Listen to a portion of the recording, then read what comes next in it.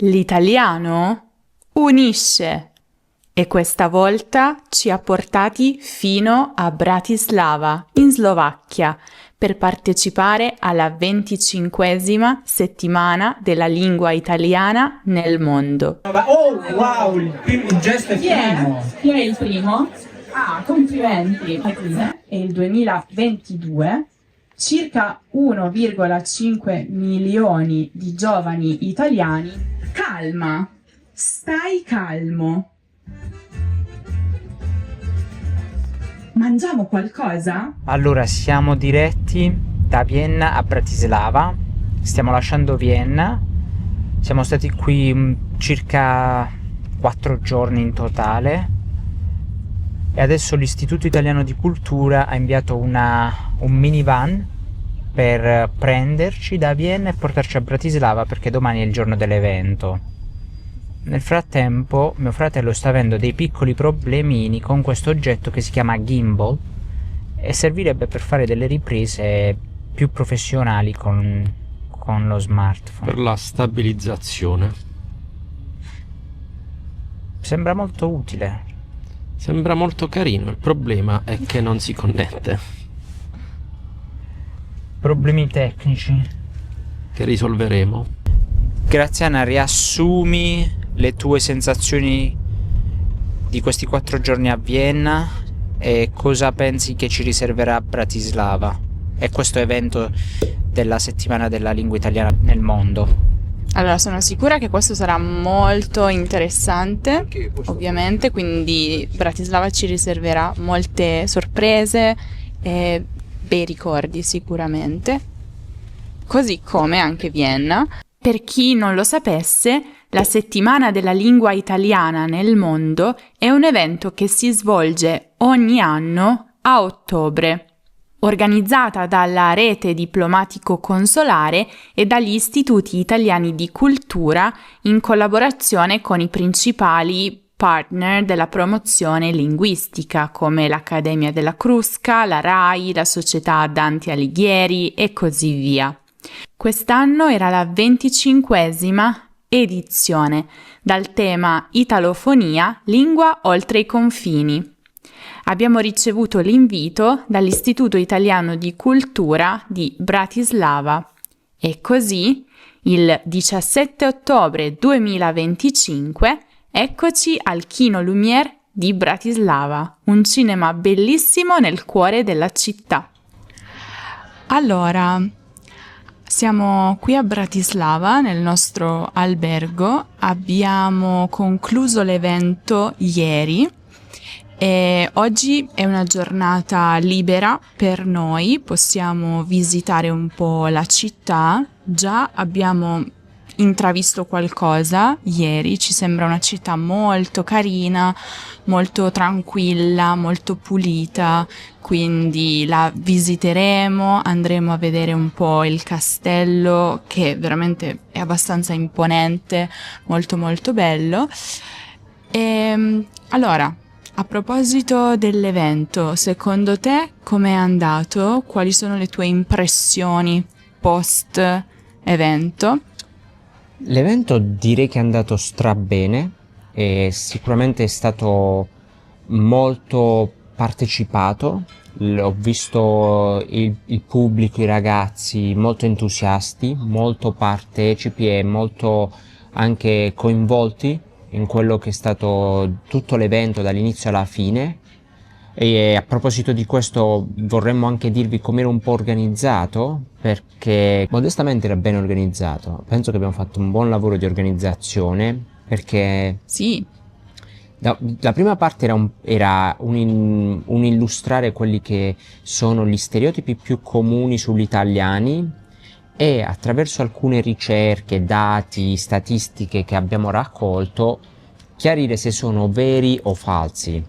oggi abbiamo un po' di cose di cui parlarvi, però prima chi siamo? Io sono Graziana. E io sono Rocco. Veniamo da una regione nel sud Italia, una regione che si chiama Puglia. Se immaginassimo l'Italia come uno stivale, la Puglia sarebbe il suo tacco, ma a volte possono essere anche pericolosi in quanto generano discriminazioni.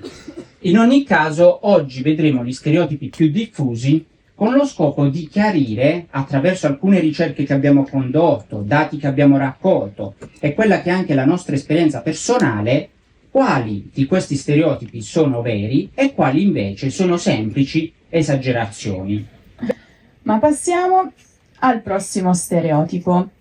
Gli italiani bevono sempre caffè. Anche in questo caso alzi la mano chi crede che sia vero. Ah, ci sono più mani rispetto alla pasta e alla pizza. E quindi in questa prima parte abbiamo parlato principalmente noi, avevamo una presentazione. Non possiamo dire che questo stereotipo sia vero al 100%, perché c'è anche un altro dato abbastanza importante, e cioè tra il 2002 e il 2022 circa 1,5 milioni di giovani italiani sono emigrati all'estero. E loro chiaramente non sono mammoni. Come non menzionare l'esempio del TikToker italiano Khaby Lame. Khaby Lame ha accumulato oltre 160 milioni di seguaci sulla propria pagina TikTok, pubblicando video nei quali non dice una singola parola, ma usa esclusivamente i gesti. A proposito, sono curioso, conoscete Khaby Lame? È popolare anche in Slovacchia? E poi nella seconda parte abbiamo parlato di quello che è uno degli stereotipi principali, cioè il fatto che gli italiani gesticolano continuamente quando parlano. E lì abbiamo mostrato un video che ha girato Graziana, molto molto simpatico. Sì, ve lo lascio qui in alto nella card e giù in descrizione. Sì, lo potete vedere sul nostro canale, il link è in descrizione appunto, è molto interessante. E lì i ragazzi si sono davvero divertiti perché vedevo che cercavano di imitare i gesti degli italiani. È vero, è vero. È andata bene. Calma, stai calmo. Mangiamo qualcosa? Ho un po' fame. Ti vanno 2 spaghetti? E poi dopo questo video forse c'è stata la parte sicuramente più divertente, dove c'è stato davvero letteralmente il massimo coinvolgimento da parte di tutti i partecipanti, perché abbiamo fatto un quiz con Kahoot con delle GIF e i ragazzi avevano il compito di dire qual era il significato del gesto che loro vedevano nella GIF, e poi a ogni domanda si generava una classifica che attribuiva un punteggio a chi rispondeva correttamente e lo faceva nel minor tempo possibile. E quindi questo ha dato ai ragazzi molta competizione. Vediamo la nuova... Oh, wow, il gesto è primo. Chi è il primo? Ah, complimenti. Complimenti. Chi è ciao? Chi è ciao? Ah, ciao. Ok. È entrato in classifica grazie a questa. Andiamo avanti. Siamo a più della metà. Però 2 persone hanno sbagliato. Rimane sempre lei al primo posto. Ciao, sta salendo. Sì, è una guerra tra gesti vera e propria, eh? Ah, attenzione, è scomparso ciao. E c'è Anna ora in classifica. Ai primi 3 classificati avevamo promesso delle medaglie e dei regali, dei premi, che erano i nostri libri, e quindi c'è stata questa grande sfida che è davvero stata per loro molto stimolante. Beh sì, li vedevo veramente molto coinvolti, non vedevano l'ora di rispondere, urlavano quando davano la risposta corretta, si arrabbiavano con i loro amici quando davano la risposta sbagliata. Sì, poi abbiamo avuto infatti 3 vincitori dalla classifica, quindi nella classifica finale i primi 3 hanno ricevuto appunto la medaglia e il libro con una piccola cerimonia di premiazione. Mina prima classificata, Italiano secondo e Adam terzo. Chi sono Mina, Italiano e Adam? Mina è lì. Secondo, italiano? Adam, Italiano chi è? Italiano. Ah, ok, lì. Perfetto. Potete venire avanti. Abbiamo qualcosa per voi.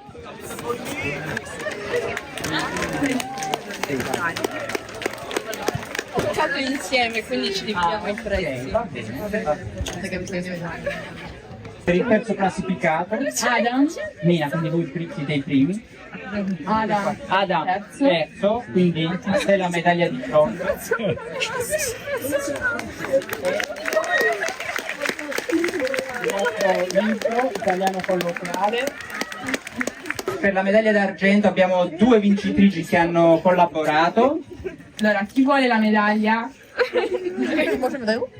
Non la possiamo dividere. Uno prende la medaglia e uno il libro.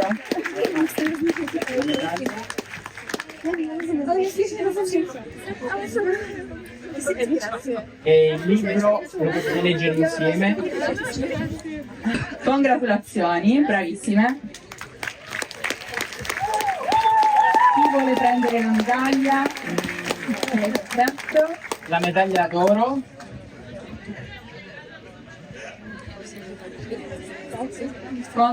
Congratulazioni e ecco il premio che potete leggere insieme, il libro sulle espressioni italiane e i modi di dire italiani più difficili. Complimenti ancora, grazie per aver partecipato.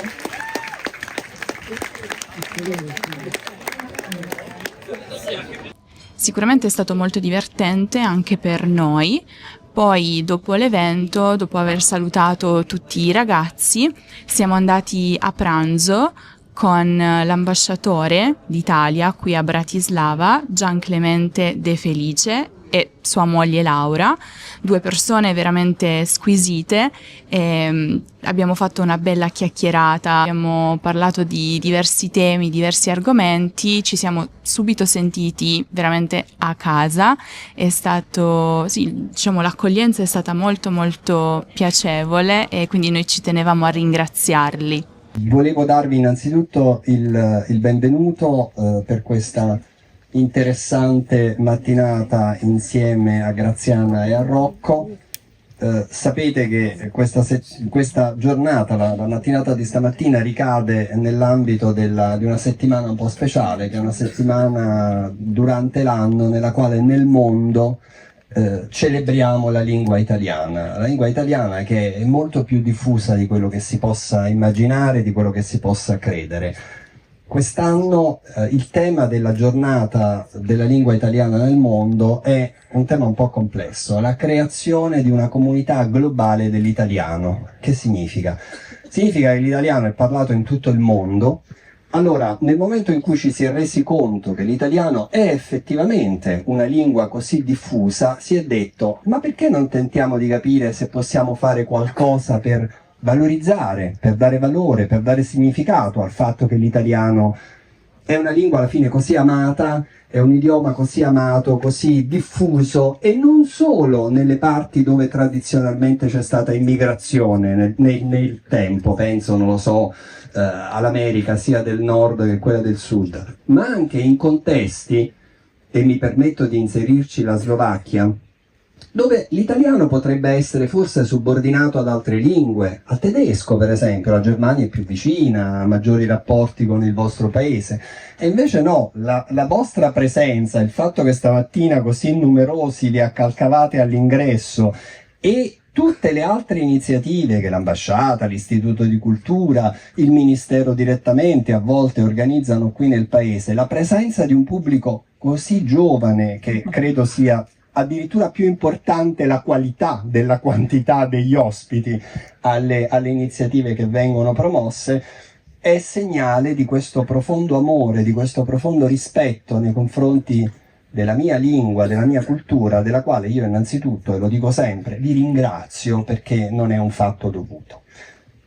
Con Graziana e con Rocco stamattina ci divertiremo a parlare degli stereotipi sugli italiani e non solo, E quindi a me non resta davvero che ringraziare voi per la vostra presenza stamattina, l'Istituto di Cultura che ha così generosamente messo a disposizione gli spazi e i tempi e ha organizzato questo incontro, ma soprattutto ringraziare voi, ringraziare i vostri docenti e spero veramente che vi divertiate. Grazie a tutti.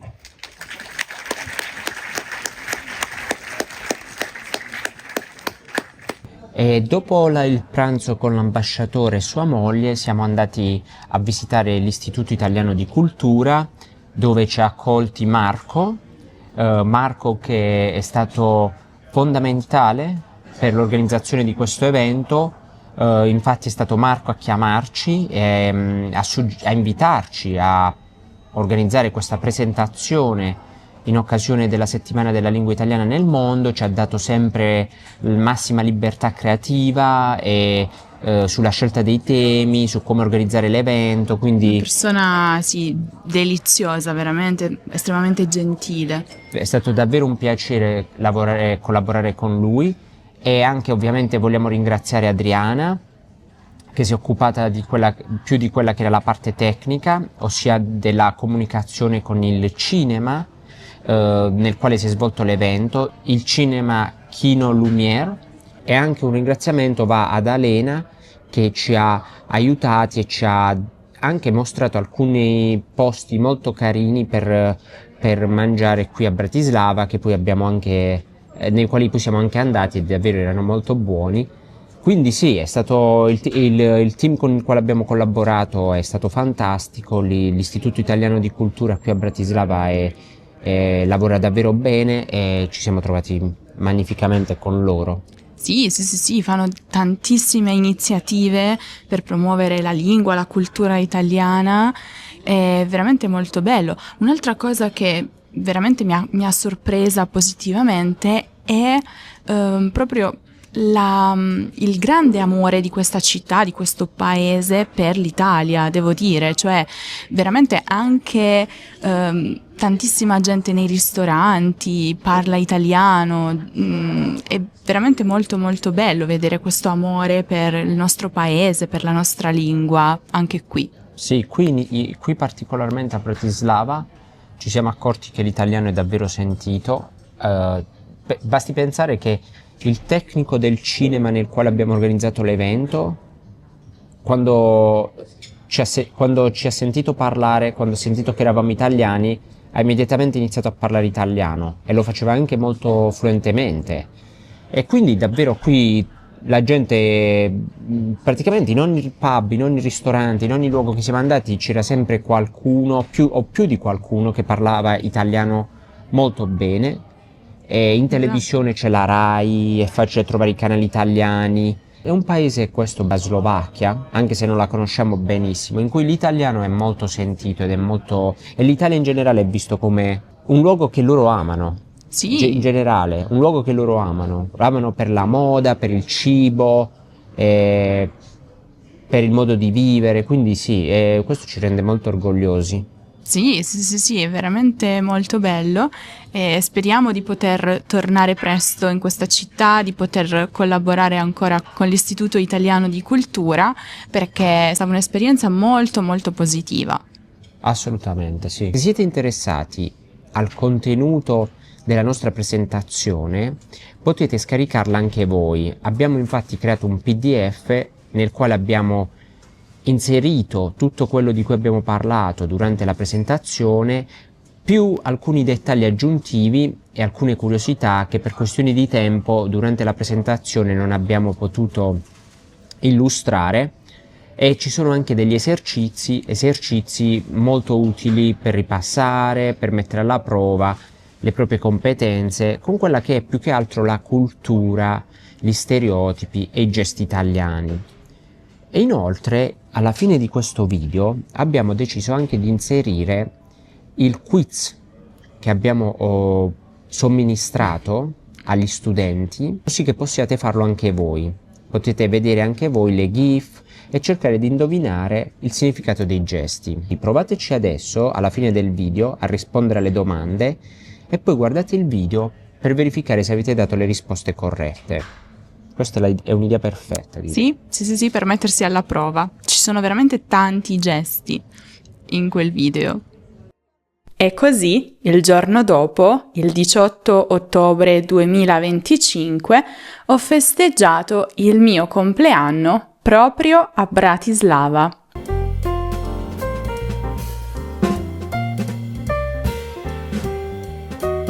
Siamo andati in un ristorante italiano, abbiamo mangiato pizza e poi il personale del ristorante è stato molto gentile, hanno messo la canzoncina di tanti auguri e tutto il ristorante ha cantato tanti auguri per me. È stato un momento molto bello e piacevole.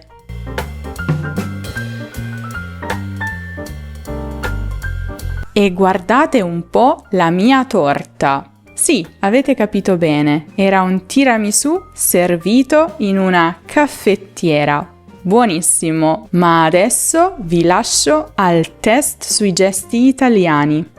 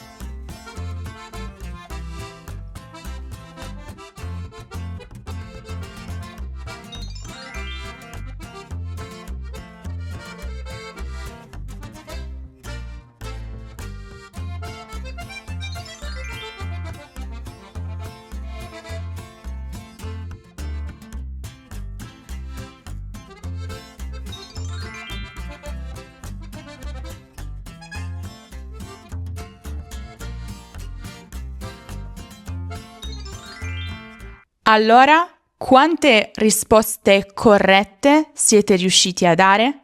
Fatemelo sapere nei commenti. Io vi ricordo di guardare il video completo con tutti i gesti italiani.